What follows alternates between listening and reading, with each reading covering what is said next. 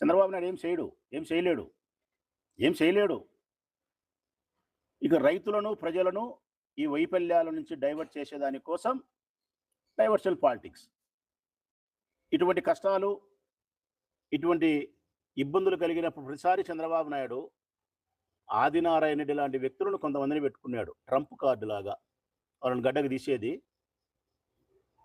ఏదో ఒకటి అవాకులు చెవాకులు పరుషమైన పదజాలముతో ఒక హాట్ టాపిక్ అన్నిటి తీసుకొచ్చి మొత్తం రాష్ట్రంలో ఉండబడిన ప్రజల యొక్క దృష్టిని మళ్లించడానికి చేసే ప్రయత్నమే నిన్న ఆదినారాయణ రెడ్డి గారు మాట్లాడిన మాటలు. లేకపోతే ఉన్నట్టుండి నిన్నటి దినం ఏం జరిగింది? ఏమీ జరగలే. ఆయన ప్రెస్ ముందుకు వచ్చి జగన్మోహన్ రెడ్డి గారిని, భారతమ్మ గారిని అనుచితమైన వ్యాఖ్యలు, అసందర్భమైన అనుచితమైన వ్యాఖ్యలు, మాట్లాడడానికి సందర్భం లేదు, మాట్లాడిన మాటలు సముచితమైన మాటలు కాదు, రాజకీయ విమర్శలు కాదవి. ఒళ్ళంతా ద్వేషాన్ని పెట్టుకొని మాట్లాడే మాటలు.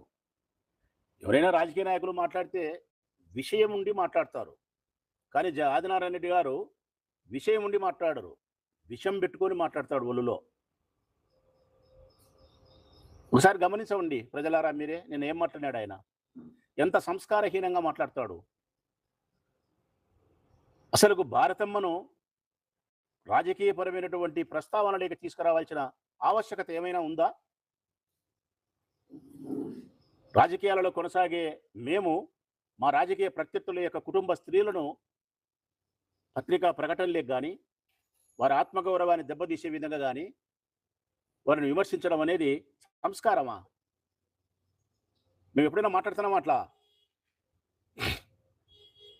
మేము ఎప్పుడు మాట్లాడడం అట్లా? అసలు రాజకీయాలకు భారతమ్మకు సంబంధమే లేదు.